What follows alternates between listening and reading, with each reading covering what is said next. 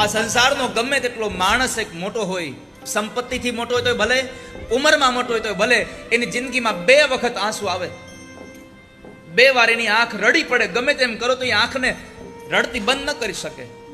એક 25 વર્ષની દીકરી જ્યારે ઘર મૂકીને સાસરે જાય ત્યારે એ દીકરીનો બાપ ઉભો ઉભો રેડા કરતો હોય, અને એક 70 કે 75 વર્ષના થયા પછી પણ જ્યારે માં એની મૃત્યુ પામે ત્યારે 90 વર્ષની માની સ્મૃતિમાં એ દીકરો રોયા વગર ન રહી શકે.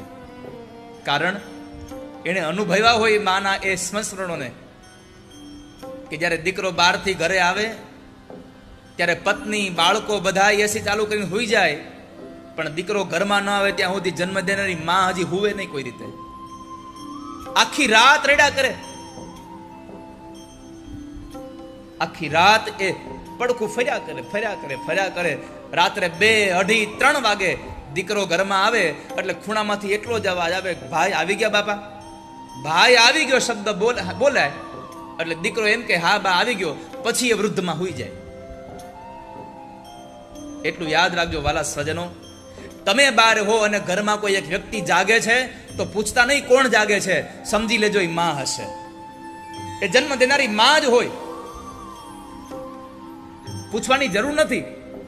તમે દુઃખમાં આવી જાઓ અને બધા તમારો સાથ છોડી દે, તમે લેણામાં આવી જાઓ તમારો બધા સાથ છોડી દે, કોઈ તમારો હાથ પકડવા તૈયાર ન હોય, ત્યારે પાછળથી તમારા ખંભા ઉપર હાથ આવે અને કોઈ પૂછે કે મૂંઝાતો નહીં હો,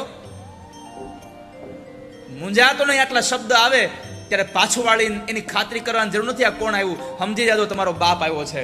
આ સંસારમાં દીકરો મુશ્કેલીમાં આવે ત્યારે બાપ બધી સંપત્તિઓને ન્યોછાવર કરી અને દીકરાને કહેતા હોય છે જરાય નબળો વિચાર કરતો નહીં હો, હજી હું બેઠો છું, બધું વેચી નાખજે, પણ ખોટો વિચાર ન કરતો કોઈ દિવસ. એટલે બાળક પોતાના માની ક્યાં છે એની ભાળ, આપણે ચાંદાને મામા કહીને બોલાવતા, એટલે બાળક ચાંદા મામાને કહે છે ચાંદા મામા તારી બેન અને મારી જનની ક્યાં છે અત્યારે?